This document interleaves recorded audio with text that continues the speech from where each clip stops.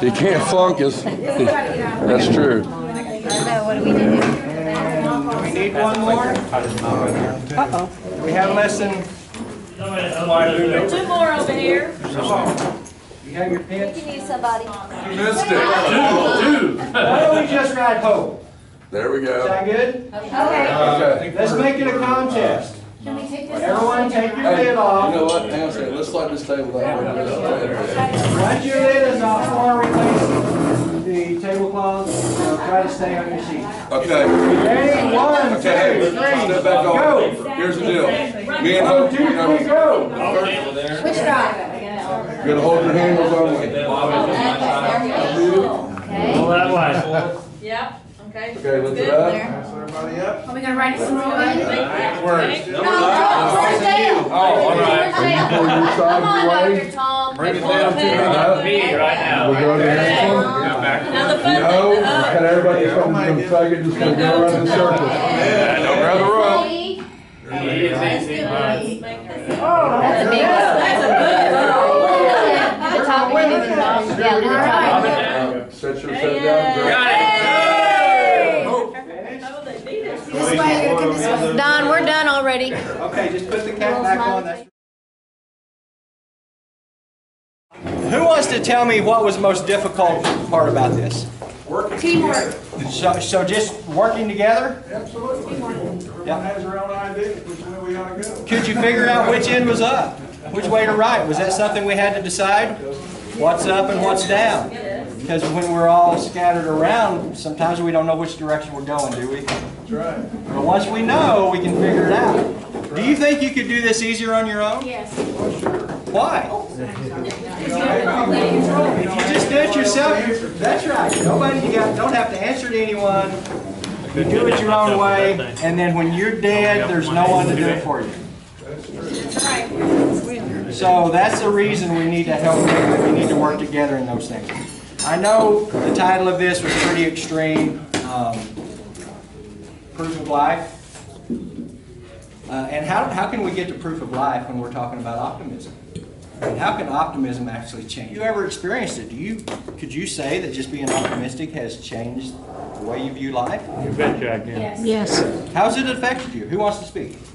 It reminds you that being negative is not going to make anything better. So. Have you had anyone that we've actually served in the community come to you and tell you what you've done, how it's affected them? Affected my life. Actually, just working with the Miss Bixby pageant for the first 7 years that I was here, I still keep in contact with a lot of the girls, and you know, one of the things that they say is, you know, I don't think if I would have done the Miss Bixby pageant, I would have had the confidence to do this, or would have had the confidence to do that. I'm working with a school right now. It's a middle school in West Tulsa. Those kids have no hope. When I talk to them, when I tell them things that are going on or what they can be, they have no hope of living past 20 years old. And we're not talking about 2 students. We're talking about entire classes. These kids can't see beyond their 20th birthday. I actually gave a speech to the entire class. It wasn't the class, it was the entire school. And you know, kids are rowdy. So I started out. My father killed his best friend at age 15. When I finished my speech, I had kids lined up wanting to talk to me. Do you know so-and-so? I think we're related because that happened to my dad. That happened to my brother. That happened, I mean, it was just amazing how many kids have actually seen things far worse than we have seen that have no hope because people die around them all the time. What optimism can do for them is actually offer them a little hope. Now, how do we do that? I mean, we're not out saving the world. How can we change someone's life just by giving them hope, by sharing optimism? Have you ever thought about it? Have you ever had someone come to you and say, this is how you've made a difference in my life, and you can't even remember that conversation? Now, if we're not living an optimistic life, how can we affect other people's lives even when we don't know about it? It's usually those moments that make the difference. It's the teachers that say things to students that make a difference in whether that student turns out okay or not. It was a teacher that saved me. And when my parents were gone, you know, at 15, and you probably heard the story before, at 15 years old, I was abandoned. I had no parents around. But I had a teacher that cared enough that kept me honest, kept me doing the things I wanted to. Now, I say he kept me doing this. How is that? It's because I didn't want to let him down, because he's blessed. Now, do you think our success hinges on helping other people get where they're going? What do you think? Certainly sometimes it does, and it can. I certainly think that if I care about my employees more, my customers more, I don't have to worry about myself. Because my success is guaranteed because I care about the right people. It's the same way with optimism. If you want to be optimistic, do something for somebody. You not only change their life, you change your own. Pastors say on the radio. They changed the name of the church to the Church at.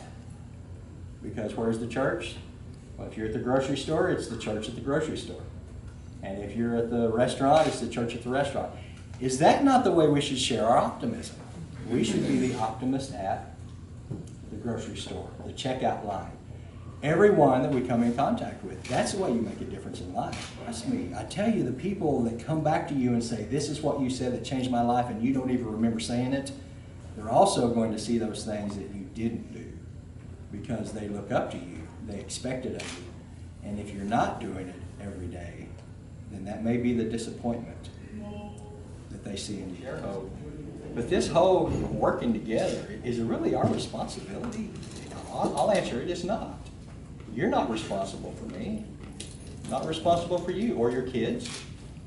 We have individual responsibilities, but it's just like ethics. If you break the law, obviously it's unethical, right? But it can be legal and still be unethical. So really ethics begin about where the law is. That's where we really make that decision whether we're doing the right thing or not. Is that really not the same way with sharing hope?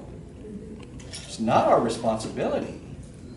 So should we do it anyway? Do we have a vested interest in whether each other's kids are successful?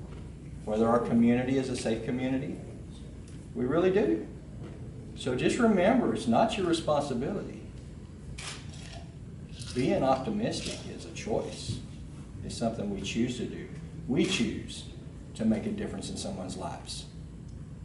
Not because we have to. Optimism pays forward too. I think you don't ever really know where it ends, but your optimism with somebody else could cause their optimism to affect somebody else, so you don't really know where that cycle ever ends, and hopefully it won't. So I agree with you. It can affect your neighbors, your community, state, the nation, and the world.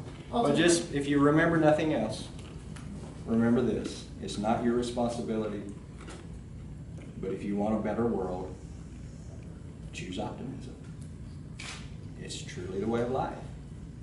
Thank you for letting me come on such short notice.